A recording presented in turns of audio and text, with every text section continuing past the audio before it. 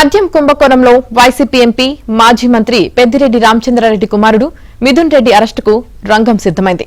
Arrest నుంచి తప్పించుకునేందుకు Vijayawada ACB court నుంచి supreme court దాకా ఆయన చేసిన ప్రయత్నాలేవీ ఫలించలేదు.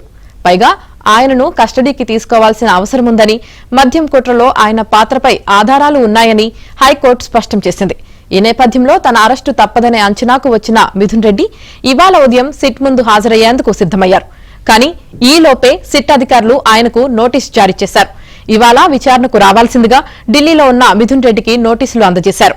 ఇవాళ సిట్ కార్యాలయానికి మిథున్ రెడ్డి రానున్నారు. విచారణ అనంతరం ఆయనను అరెస్టు చూపించి రిమాండ్కు తరలిస్తారని తెలుస్తోంది.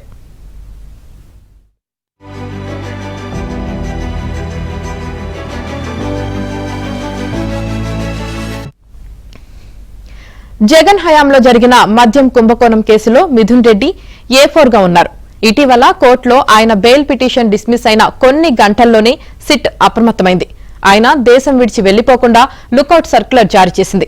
మిథున్ పై తీవ్రమైన చర్యలు తీసుకోవద్దంటూ సుప్రీంకోర్టు కల్పించిన రక్షణ గడువు ముగియడం, ముందస్తు బెయిల్ పిటిషన్ హైకోర్టు కొట్టివేయడంతో అప్రమత్తమైన సిట్ ఆయన కదలికలపై నిఘా పెట్టింది. ఈ నేపథ్యంలో ఆయన ఢిల్లీకి చేరుకుని మరోమారు సుప్రీంకోర్టును ఆశ్రయించారు. అతిపెద్ద మద్యం స్కామ్లో దర్యాప్తు అధికారులకు సహకరించాలంటూ సుప్రీంకోర్టు కూడా స్పష్టం చేయడంతో మిథున్ కు అన్ని దారులు మూసుకుపోయాయి.